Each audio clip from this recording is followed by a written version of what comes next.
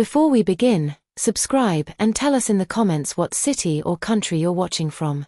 Tonight, a black maid will be ordered to hide the bruises left on her body, and when the billionaire pulls back her sleeve, the truth inside his mansion will begin to destroy everything he believed about the woman he planned to marry. Keep your sleeves down. Vanessa Crowe's voice was quiet, but every maid inside the dressing room heard the threat beneath it.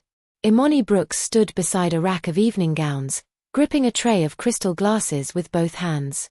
The uniform Vanessa had chosen for her included long black sleeves, even though the mansion was overheated and every other server wore short sleeves.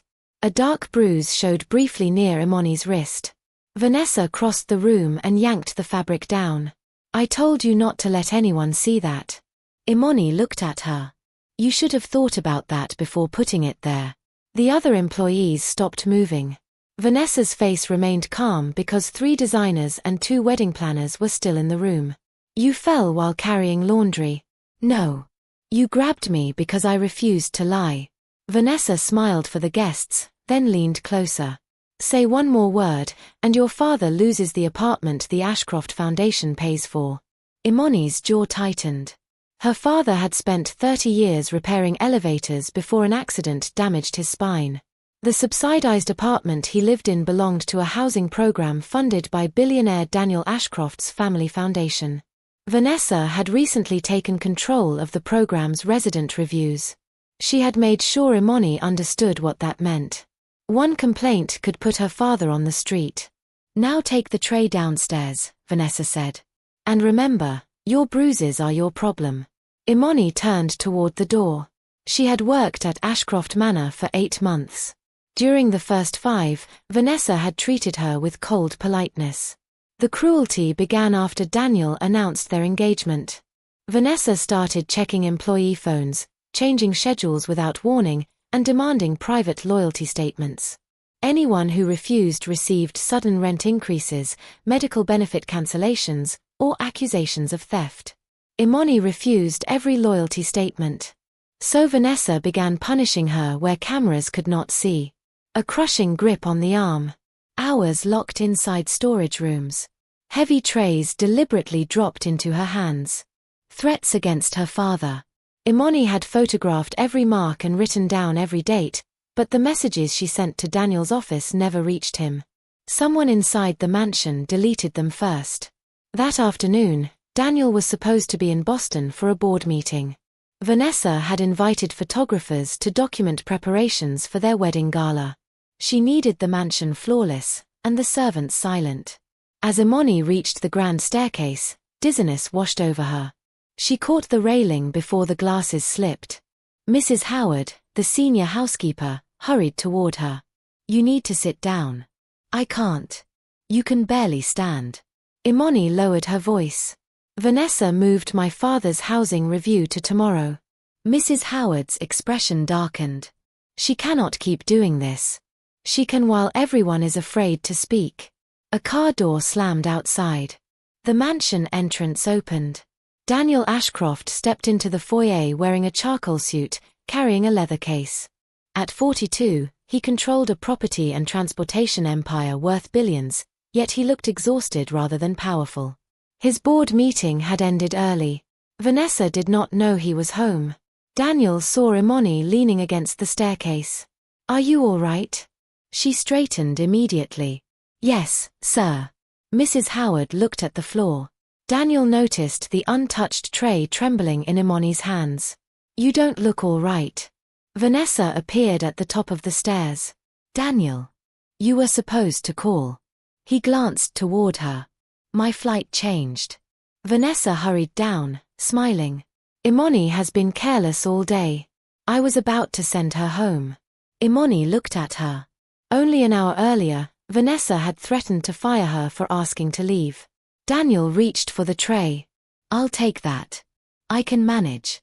When he lifted it from her hands, Imani's sleeve caught against the tray handle and slid upward. 3 bruises circled her forearm. They were shaped like fingers. Daniel froze. Vanessa moved quickly. "She bruises easily." Imani pulled her sleeve down. Daniel caught the fabric gently before she could hide it. "May I?" Imani did not answer. His expression softened. "I won't touch you without permission." After a long moment, she nodded. Daniel slowly pulled the sleeve back. The bruises continued above her wrist. Some were yellow and fading. Others were deep purple and recent. One mark formed a narrow line across her arm, as though something had been tightened around it. Daniel looked up. "Who did this?" Vanessa answered immediately. "She fell in the service elevator." "The elevator leaves fingerprints?" Imani asked. Silence swallowed the foyer. Daniel turned toward Vanessa. "What does she mean?" Vanessa laughed once. "She is angry because I corrected her work." Imani's voice remained steady. "You locked my arm inside the uniform cabinet and pulled the door shut." Mrs. Howard covered her mouth. Daniel's face changed. "You did what?"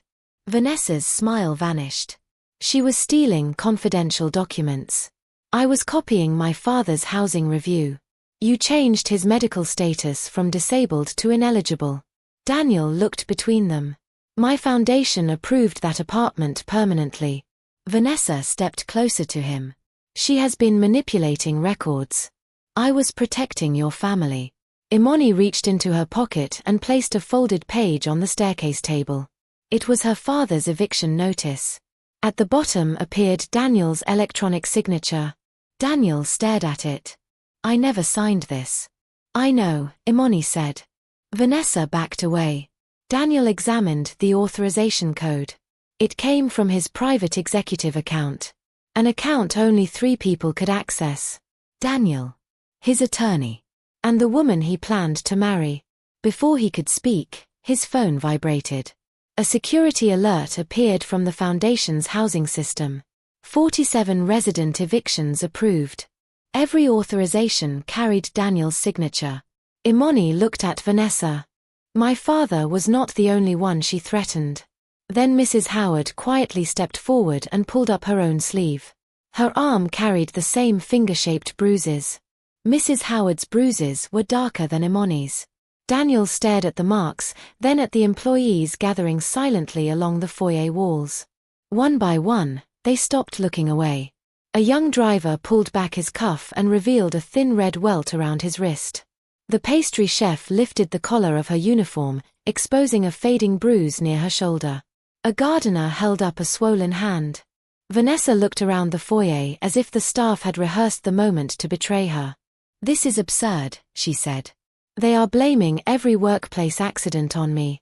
Mrs. Howard's voice trembled, but she did not step back. "You twisted my arm because I refused to change the medication log for Mr. Ashcroft's mother." Daniel turned sharply. "My mother?" Vanessa's expression changed for only a fraction of a second. Mrs. Howard saw it.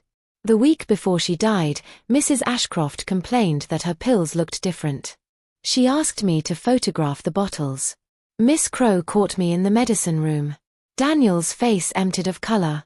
His mother, Eleanor Ashcroft, had died 7 months earlier after what doctors called a sudden stroke. Vanessa had been the last person with her before the ambulance arrived. "You told me my mother's medication was untouched," Daniel said. "It was." Imani looked at the eviction notice in his hand. "She also told you she never used your signature." Vanessa pointed at her. "This woman has spent months collecting private family information." "Because your employees were asking for help," Imani replied. Daniel looked around the foyer. "How many of you tried to contact me?" Nearly every hand rose. His eyes moved from face to face. "I received none of it." Mrs. Howard nodded toward the small black panel beside the staircase. "Messages sent from staff terminals are routed through estate administration." Daniel looked at Vanessa. "And estate administration reports to you." "It reports to Mr. Leland," she said quickly. Julian Leland, Daniel's personal attorney, had managed the Ashcroft family's legal affairs for 16 years. He had access to Daniel's executive account and foundation records. Daniel called him. The line went directly to voicemail. "Find him," Daniel ordered security. He then turned to Imani. "You said Vanessa changed your father's medical status. Show me how." Imani led him to the staff office beneath the west staircase. Vanessa followed until Daniel ordered 2 security officers to remain beside her. The housing portal opened on an old desktop computer. Imani entered her father's resident number. His original status appeared for half a second. Permanently disabled, protected tenancy. Then the screen refreshed. Ineligible, eviction authorized.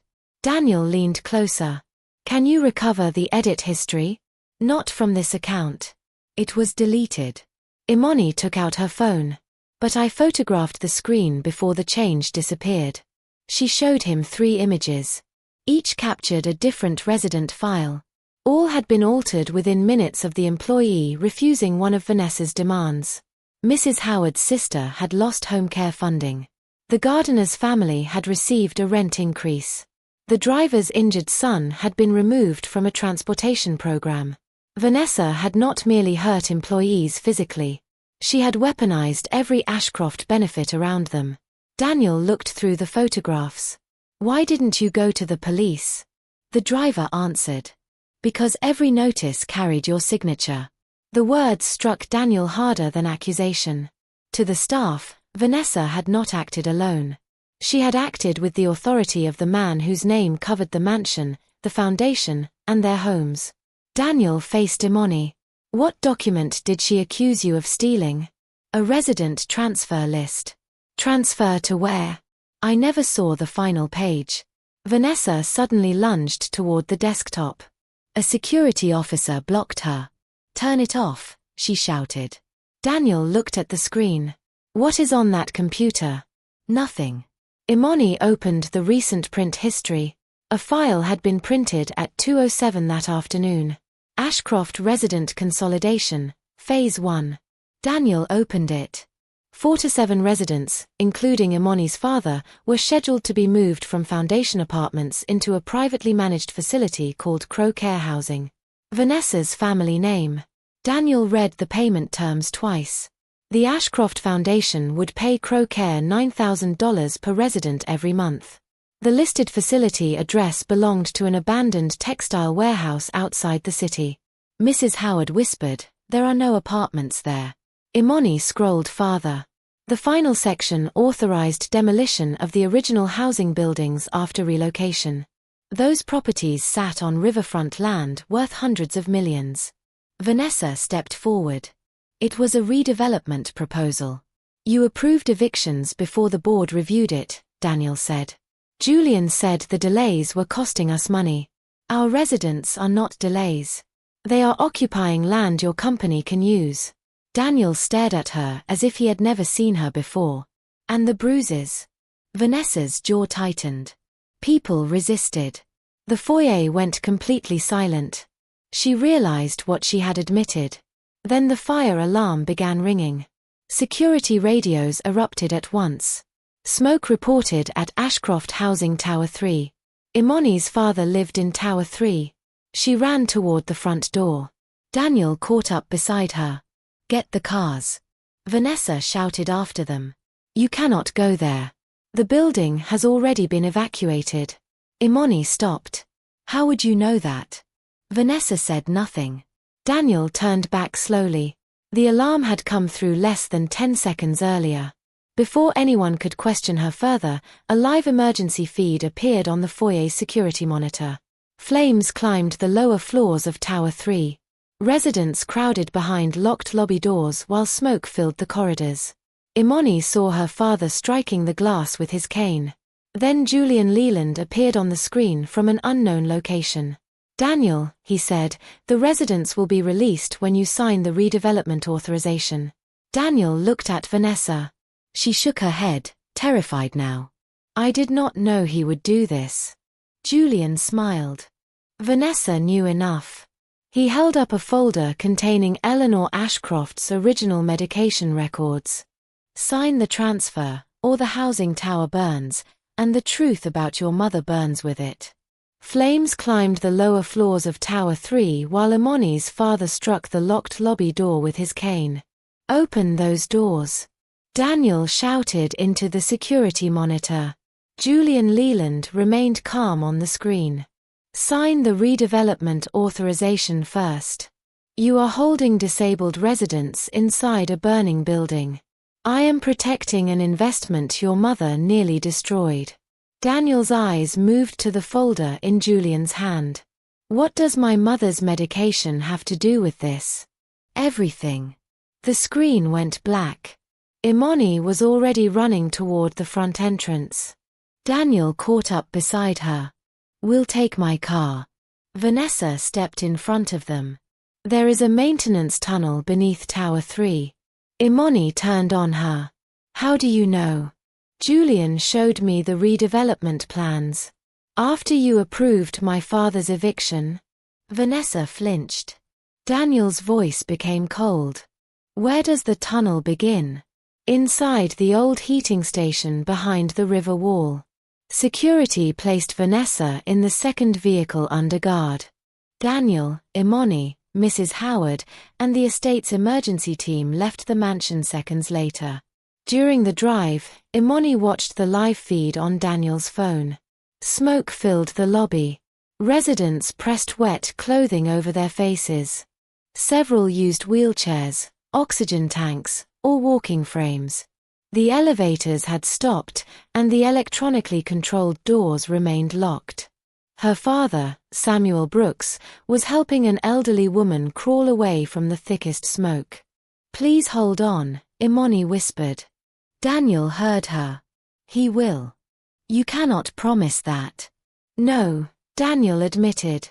But I can promise I will not sign their homes away to save my reputation. Imani looked at him. Julian believed the billionaire would choose his company, his mother's name, or the riverfront property over the residence. Daniel had once been distant enough for that assumption to seem reasonable. They reached Tower 3 in 11 minutes. Fire engines surrounded the building, but crews could not enter through the lobby. The electronic locks had switched to a private security protocol, and the fire commander feared cutting through the doors would trigger the gas lines installed beneath the entrance. Vanessa pointed toward a low brick building behind the river wall. The heating station. Daniel ordered her restraints removed but kept 2 officers beside her. Inside the station, old boilers lined the walls. Vanessa crossed to a rusted control panel and entered a 6-digit code. Nothing happened. Julian changed it, she said. Imani examined the keypad. 4 buttons showed fresh scratches. 3, 5, 7, 9. Those are building numbers, Mrs. Howard said. The foundation owned towers 3, 5, 7, and 9. Daniel checked the transfer list. Tower 3 was Phase 1. Tower 5 was scheduled next. Try 3579, he said. The floor vibrated. A metal hatch opened behind the largest boiler. The tunnel beneath it was narrow and unlit. Firefighters led the way while Daniel and Imani followed. Vanessa remained close behind because only she understood the original plans. Halfway through the tunnel, they found 3 large canisters connected to pipes running toward the tower. One canister was marked with a red flame symbol. The fire commander examined it. This isn't part of the heating system. It is an accelerant feed. The tower fire had not started accidentally. Julian had built a system capable of burning selected floors while preserving the riverfront structure for redevelopment. Imani found a manual valve. If we close this, will the fire slow? Possibly, the commander said. But it may increase pressure in the remaining lines. Vanessa looked at the control labels. There should be a diversion tank. Where? Under Tower 5. Daniel understood. Julian had connected the buildings. If they shut down the accelerant flowing into Tower 3, the system might redirect it into another occupied tower. Imani checked the emergency housing records. Tower 5 contained 82 residents. We need to shut down the entire network, she said. The commander followed the pipes toward a central regulator. Its control box required 2 authorization cards. One slot displayed the Ashcroft Foundation crest. The second displayed Crowe Care Housing. Daniel used his executive card. Vanessa searched her purse. My card is gone. The guard who had collected her belongings checked the evidence pouch. It contained her phone, keys, and engagement access card. No Crowe Care credential. Julian took it, Vanessa said. He was at the mansion this afternoon. Daniel faced her. You met him today? He came to discuss the transfer. And you said nothing when he disappeared. I thought he was frightening the staff to force the signatures.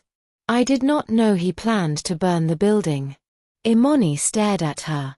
You keep saying you didn't know the worst part, as if choosing every step before it makes you innocent. Vanessa lowered her eyes.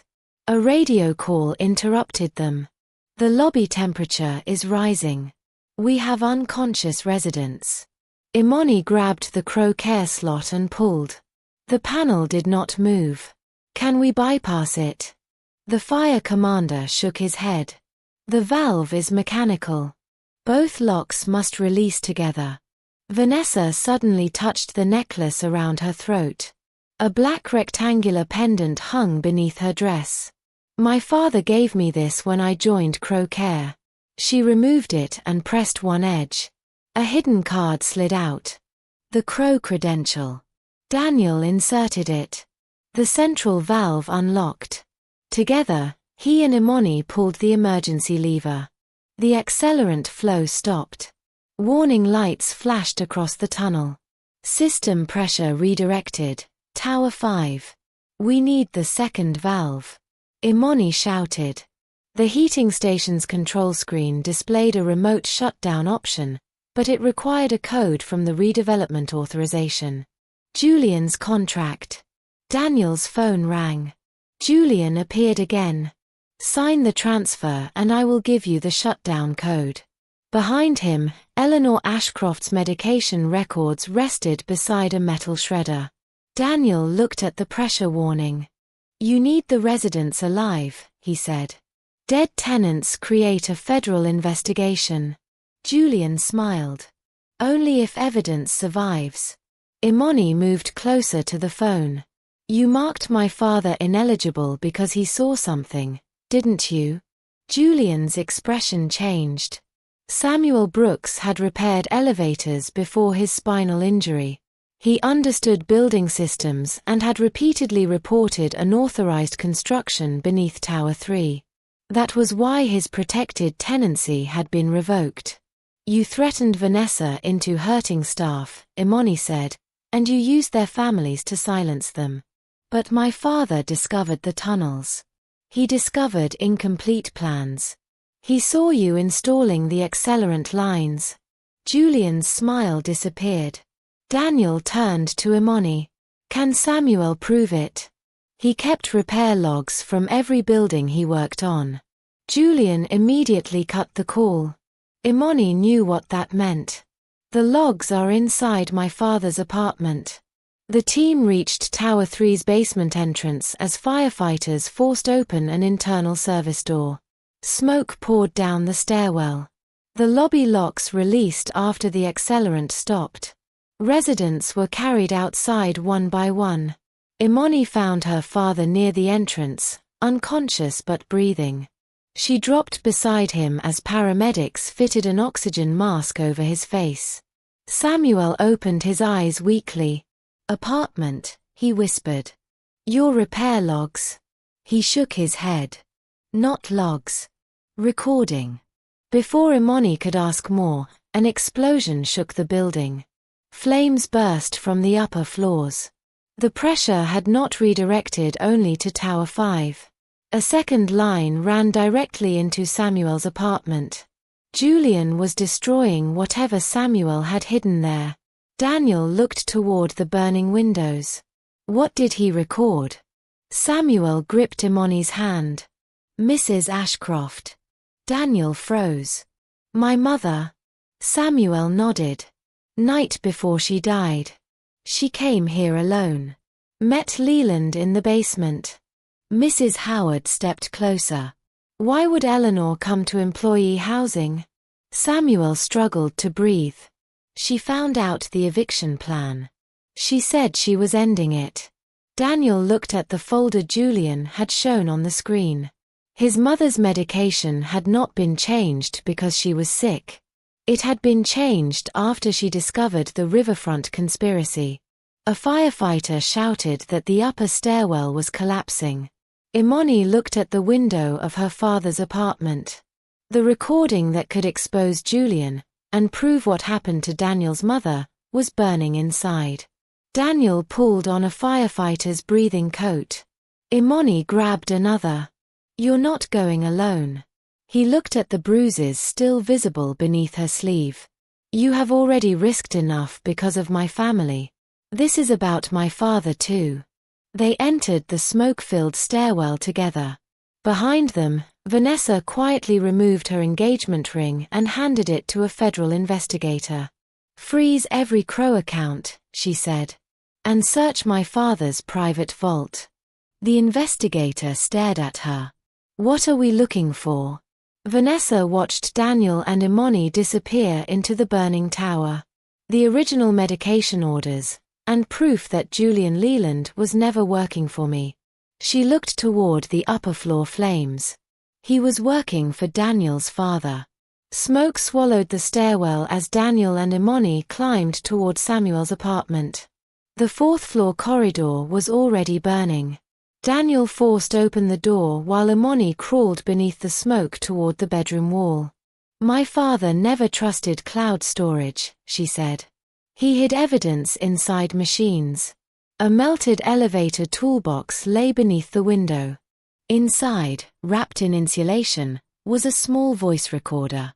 The ceiling cracked above them. Daniel grabbed the recorder, and they reached the stairwell seconds before the apartment collapsed. Outside, Samuel listened from the ambulance as federal investigators played the recording. Eleanor Ashcroft's voice came first. "Julian, the evictions end tonight. Those residents are not obstacles." Then Julian answered. "Your husband already approved the redevelopment. He approved a proposal. Not arson, forced removals, or stolen medical benefits." A third voice entered. Daniel recognized his father, Charles Ashcroft. "Eleanor, give me the files." She refused. The recording captured a struggle, Eleanor threatening to contact federal authorities, and Charles ordering Julian to increase her evening dose before she reached Daniel. Mrs. Howard began crying. Daniel stood motionless. His father had died 2 years earlier, but the recording proved he had created the riverfront scheme, while Julian continued it after Eleanor discovered the truth. Vanessa's father had helped hide the money through Crowe Care. Vanessa had inherited the system and used it willingly against staff, even if she had not known who first designed it. Federal agents found the original medication orders inside the Crowe vault. Julian was arrested before dawn while attempting to cross the Canadian border. He was charged with murder, attempted murder, arson, fraud, extortion, and unlawful imprisonment. Vanessa surrendered every account and confessed to assaulting employees, forging Daniel's signature, and threatening their families. Her cooperation exposed the wider conspiracy, but it did not erase her cruelty. She received a prison sentence, and her family assets funded compensation for the residents and workers she harmed. Every eviction was cancelled. Tower 3 and the connected buildings were transferred to an independent resident trust. Samuel's protected tenancy was restored, and his testimony cleared Eleanor's name publicly. Daniel ended the engagement and removed every Ashcroft family member from control of the foundation. He created an independent worker and resident council with legal authority over housing, benefits, and complaints. Imani accepted its first leadership role only after the employees and residents elected her. Months later, Daniel met her outside the rebuilt Tower 3. He looked at the fading bruises on her arm. "I should have seen what my name was being used to do." Imani pulled down her sleeve, not from shame, but because the marks no longer controlled the story. "You finally looked," she said. "Now make sure no one has to be bruised before they are believed." Daniel nodded. He had once believed standing beside Imani meant protecting her. He finally understood it meant giving up the power that had allowed others to hurt her in silence. And from that day forward, every worker could speak without fear again.